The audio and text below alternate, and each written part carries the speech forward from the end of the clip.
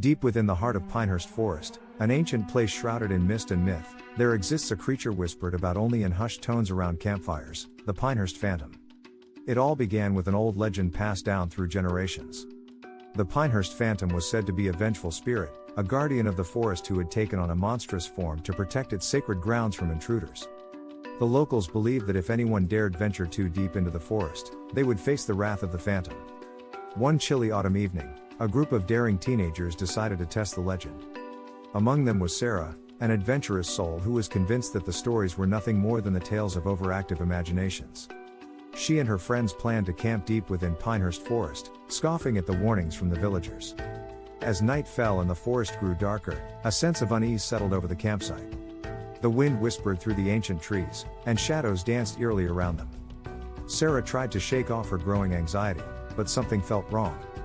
It was as if the forest itself was watching, waiting.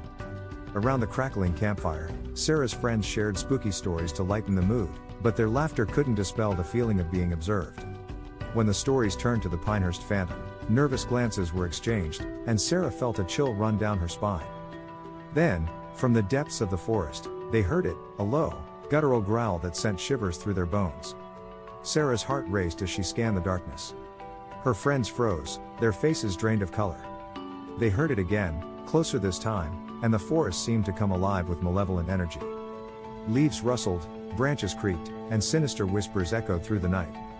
Panic set in, and the group huddled together, their campfire flickering. Suddenly, the creature emerged from the shadows, a towering, nightmarish figure with glowing eyes and elongated limbs. It moved silently, its long, bony fingers reaching out, and Sarah felt her heart stop.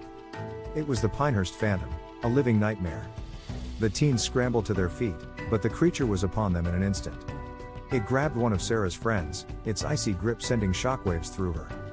She could only watch in horror as the Phantom dragged her friend into the darkness, his screams echoing until they were abruptly silenced. Sarah and the remaining friends fled, crashing through the underbrush, guided only by the eerie glow of the creature's eyes. The Phantom was relentless, stalking them through the night, its inhuman growls growing louder with each passing moment. Exhausted and terrified, they stumbled upon an ancient, overgrown graveyard deep within Pinehurst Forest.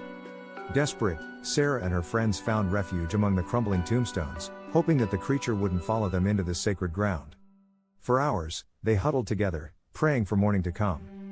When the first rays of dawn pierced the horizon, the growls of the Pinehurst Phantom grew fainter until they disappeared entirely.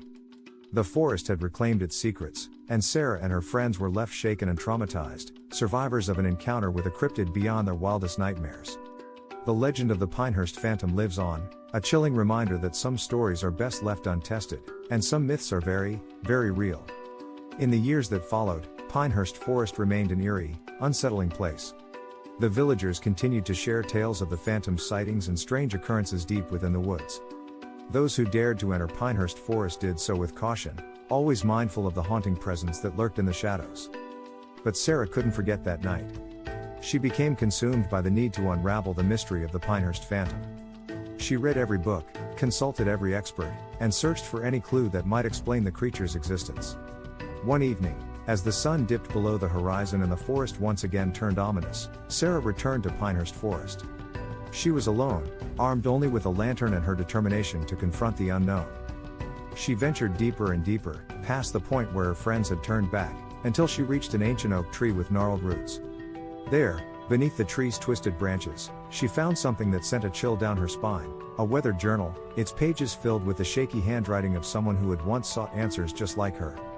The journal detailed encounters with the Phantom, descriptions of eerie occurrences, and a single, cryptic clue, the heart of the forest. With newfound resolve, Sarah knew she had to uncover the secret of the Pinehurst Phantom. The journal hinted at a hidden truth, and she was determined to unravel it, no matter the cost. Nights turned into weeks, and Sarah delved deeper into the forest, following the clues left behind by the journal's mysterious author. She encountered strange symbols carved into trees, heard whispers in the wind, and felt a growing sense of dread as she ventured closer to what the journal referred to as the heart of the forest.